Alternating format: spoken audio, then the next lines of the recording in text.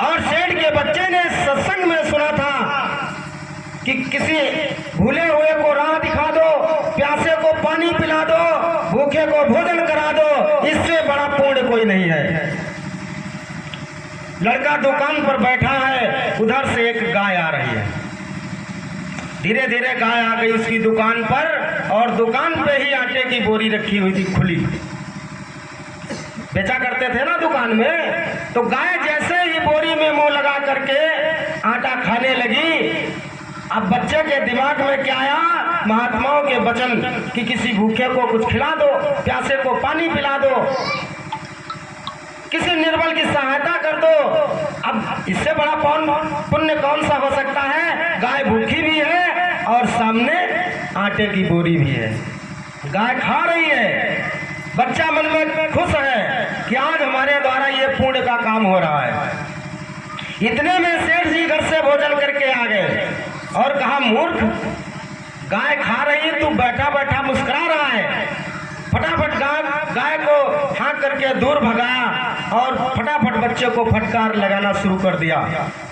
कहा, बदतमीज, ये गाय खा रही, तूने हाँका क्यों नहीं?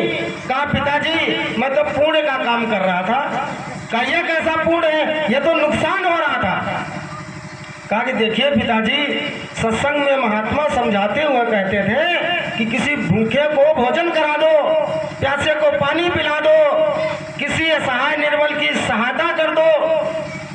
तो वही काम हम कर रहे थे। गाय भूखी थी बेचारी, पता नहीं कब की भूखी थी और इसको भोजन की आवश्यकता थी।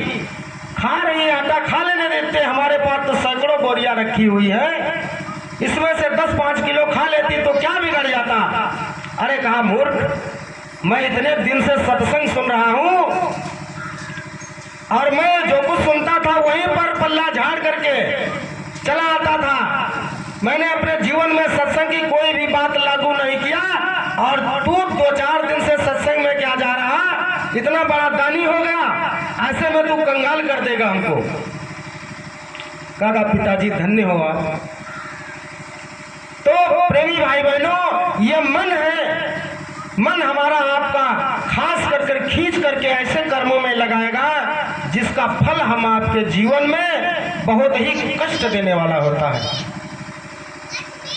हमारे महात्मा समझाते हुए कहा कि मन की तरंग मार लो, बस हो गया भजन, इतना तो दिल विचार लो, बस हो गया भजन, हाँ बस हो गया भजन।